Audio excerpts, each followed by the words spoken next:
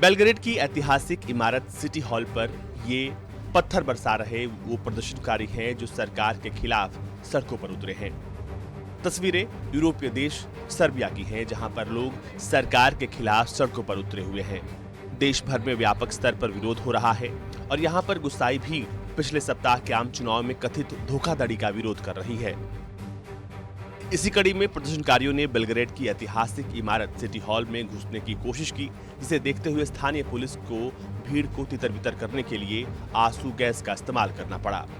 लेकिन इन सब के पीछे क्या वजह है और क्या हुआ है, ये बताते हैं। अब सर्बिया के प्रधानमंत्री ने रूस को धन्यवाद दिया और कहा है कि उन्होंने इस पूरे मिशन को विफल कर दिया है और इसके लिए उन्होंने मॉस्को को धन्यवाद दिया है।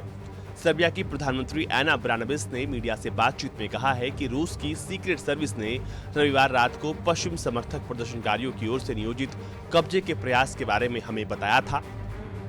प्रदर्शनकारियों ने दावा किया कि हाल ही में हुए चुनाव में धांधली हुई थी। विपक्षी सर्बिया अगेंस्ट वायलेंस पार्टी के नेतृत्व में प्रदर्शनकारियों ने बेलग्रेड शहर विधानसभा में घुसने की कोशिश की और इसकी चेतावनी रूस की सीक्रेट सर्विस ने पहले ही सर्बिया की सरकार को दे दिया था, जिसके बाद सरकार ने पूरी तैयारी करके इसे विफल कर दिया।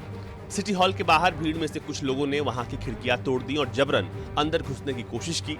इस दौरान प्रदर्शनकारियों की सुरक्षा बलों से झड़प भी हुई और आखिरकार सुरक्षा बलों ने प्रदर्शनकारियों को खदेड़ दिया।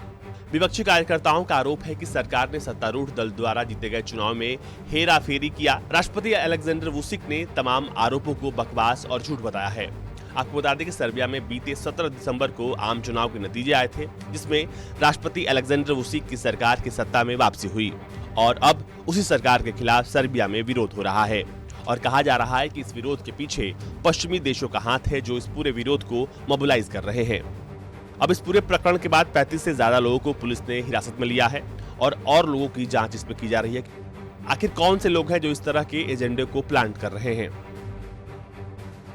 सर्बिया में हुए चुनाव की बात करें तो सर्बिया अगेंस्ट वायलेंस को चुनाव में 23.5% वोट मिले थे। अन्य सोशलिस्ट पार्टी ऑफ सर्बिया को 6.56% वोट मिले थे। ऐसे में विपक्षी पार्टियां धांधली का आरोप लगाकर चुनाव को अवैध घोषित कर दोबारा चुनाव कराने की मांग कर रही हैं और इसी के लिए इस वक्त सर्बिया के सड़कों पर लोग उतरे हुए हैं। ब्यूरो रिपोर्ट, भारत तक।